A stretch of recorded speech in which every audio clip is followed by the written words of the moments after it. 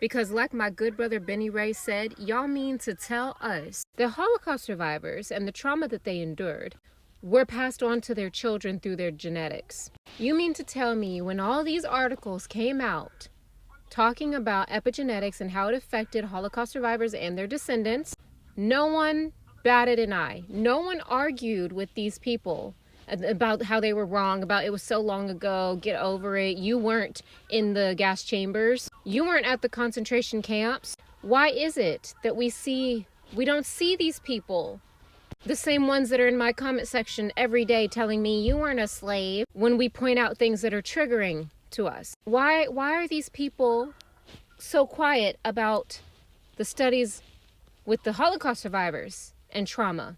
But when we talk about being triggered, right, by certain things that hit that traumatic DNA that's been passed to us from our ancestors, we are told that we're reaching. We are told that we're just making a big something out of nothing.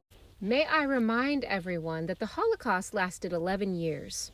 11 years, and genetics says that that was long enough. That was enough exposure to trauma, right, and violence, right, that it was passed on to their children through DNA. So you're going to in turn tell me that that works for them. That's true for them. But when it comes to us, right, the descendants of enslaved Africans in America who went through hundreds of years of slavery, black codes, Jim Crow segregation, disenfranchisement, the prison system, and even today, racism, blatant. Y'all are going to tell us that that trauma has not been passed on to us? You're going to tell me that I did not inherit the trauma that my second great uncle endured as a slave?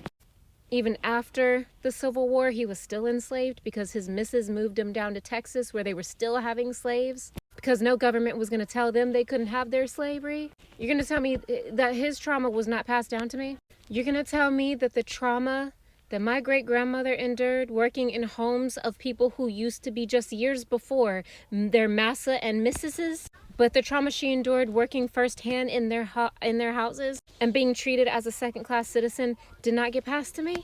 You're going to tell me that the trauma of being the descendant, the offspring of a servant, according to the census, and a white man did not get passed through to my genetics and DNA? You're going to tell me that my great-grandfather's experiences being a sharecropper, right? Having his land sold up from under him by the government because he could not read or write because it was illegal, right? Did not get passed on to me? You're going to tell me that the trauma that my grandfather lived through, having endured a life that went from Jim Crow to the civil rights movement, the things he experienced, the things that he has seen, you're going to tell me that none of that was passed to my DNA. But when it's them and their descendants and their children, it's perfectly believable?